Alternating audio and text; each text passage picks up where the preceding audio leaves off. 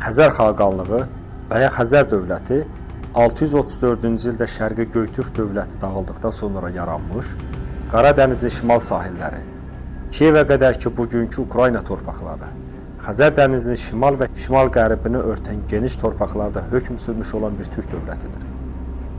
Bəzi mənbələrdə Manqışlaqdan Aral gölünə qədər olan torpaqlar da xaqanlığa daxil edilir. Paytaxtı əvvəl Səməndər, sonra İdil şəhəri olmuşdur. Avropada qurulan ilk türk dövlətlərindən ən qüvvətlisi və ən uzun ömürlüsü Xəzər xaqanlığıdır. Xaqanlıq Qaradənizin şimalına qədər hakimiyyətini genişləndirən Qərbi Göytürk dövlətinin davamı kimi meydana gəlmişdi. Göytürklər 7-ci yüzilliyin başlanğıcında Xəzər dənizi və Qaradəniz arasında dağınıq halda yaşayan Sabar, Oğur və Onoğur kimi türk tayfaları qüvvətli bir birlik kimi təşkilatlandılar və bu birlik Xəzərlər adı altında Qafqaz tarixində unudulmayan iz qoydular. Xəzərlərə Bizans və Çin qaynaqlarında türk və ya türk-Xəzər, başqa qaynaqlarda isə Kasp adilə rast gəlmək olur. 630-cu ildə Xəzərlər Göytürk dövlətinin tənəzzülü ilə əlaqədar tam müstəqillik əldə etdilər. Bizans, İran, Ərəb dövlətləri ilə sıx əlaqələr qurmuşlar. Çeşidli Slav qəbilələrini və İtil Bolqar dövlətini öz hakimiyyətləri altına almışlar. 628-ci ildə Bizans-Sasani müharibəsində Bizansla ittifaqa girən Xəzərlər Bizansın üstün gəlməsində önəmli rol oynamışdılar. Xəzər-Ərəb münasibətlərinə gəldikdə isə bu, ən çox savaş şəklində olmuşdur. Güney Azərbaycan yönündə irəliləyən ərəbləri dayandıraraq, Bizansı Şərqi Avropadan gələcək hücumlardan sığortalamışdılar. Lakin Ərəb orduları 8-ci yüzillikdən sonra Xəzərlər üzərində qələbə əldə etməyə başlamışlar. Nəhayət, 737-ci ildə Xəzər xaqanı ərəblərdən sülh istəmiş və bundan sonra Xəzərlər arasında İslam dini yayılmağa başlamışdır.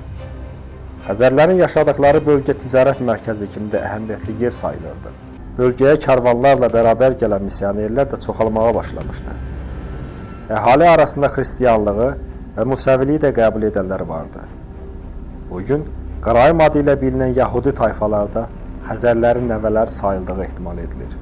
9-cu yüzilliyin ortalarında Peçeneklərin İtil-Xarəzm ticarət yolunu ələ keçirmələri ilə əlaqədar başlıca gəlir mənbələrini itirən Xəzər xaqanlığı zəifləyir. Getdikcə güclənən Peçenek hücumları və tabeçiliyində olan Slav knyazlıqların üsyan xarakterli müharibələri Xəzər xaqanlığını tez bir zamanda tənəzzülə uğratdı. Bugünkü Xəzər dənizi də məhz bu tayfanın adı ilə bağlıdır.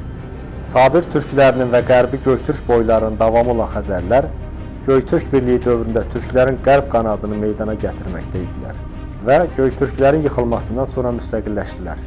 7-ci əsr ilə 10-cu əsr arasında Xəzər dənizi ilə Qaradənizin şimalında suveren dövlət qurdular.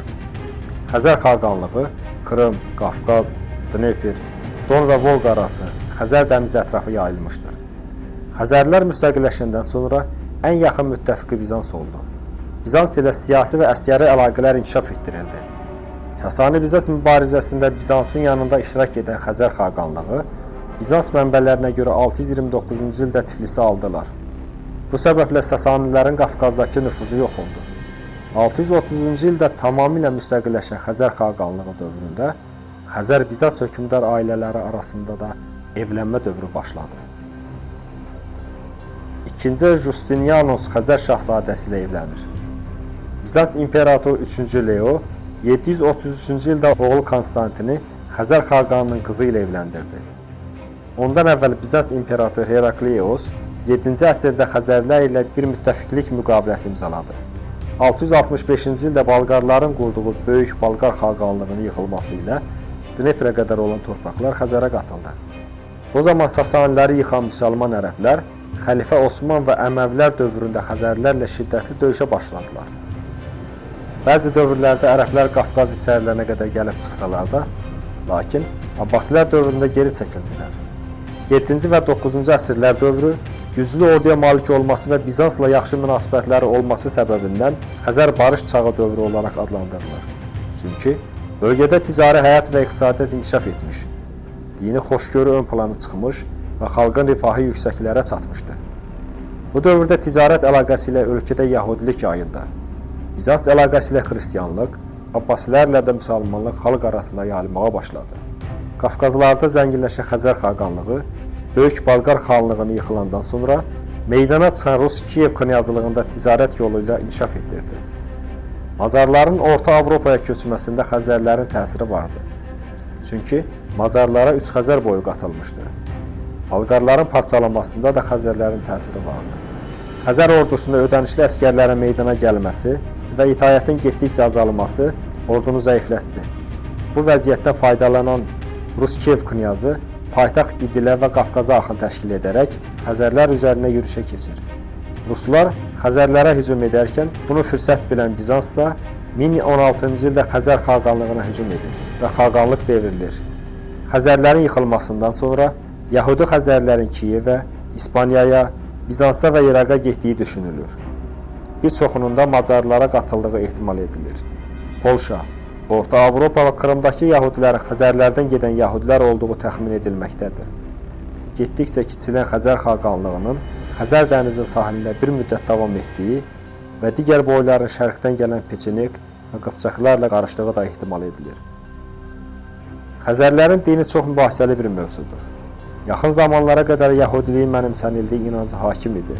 Xəzər xaqanlığı xalqının bir qismi Bizansın, bir qismi Bizansın təsiri ilə xristianlığı, bir qismi cənubdakı İslam ölkələrinin təsiri ilə müsəlmanlıq və Yahudiliyi mənimsəmişdilər. Desna və Dnepr çayları arasında yaşayan Slavyan qəbilələri Xəzərlərin hakimiyyəti altında idi. Knyaz Oleg 882-ci ildə Kiyev dövlətini Xəzər xaqanlığı nümunəsində yaratmışdı. 730-cu ildə Xəzər qoşunu Ərdəbili tutdu. Sonra oradakı ərəbləri məhv edərək Diyarbəkirə və Mosula qədər irəlilədi. Bundan sonra ərəblər əks hücuma keçib Xəzərlərin paytaxtı Səməndərə qədər gəlib çıxdılar və onlara İslam dinini qəbul etdirdilər. 790-cı ildə Xaqan Obadi İudaizmi dövlətin rəsmi dili elan etdi. Lakin ölkədə bununla bağlı qiyam qalxdı və Kiyev knyazı Svyatoslav hücum edərək Səməndər və Sarkil şəhərlərini tutdu. Baş verən bu proseslərdən sonra nəhayət 965-ci ildə Xəzər xaqanlığı süqut etdi.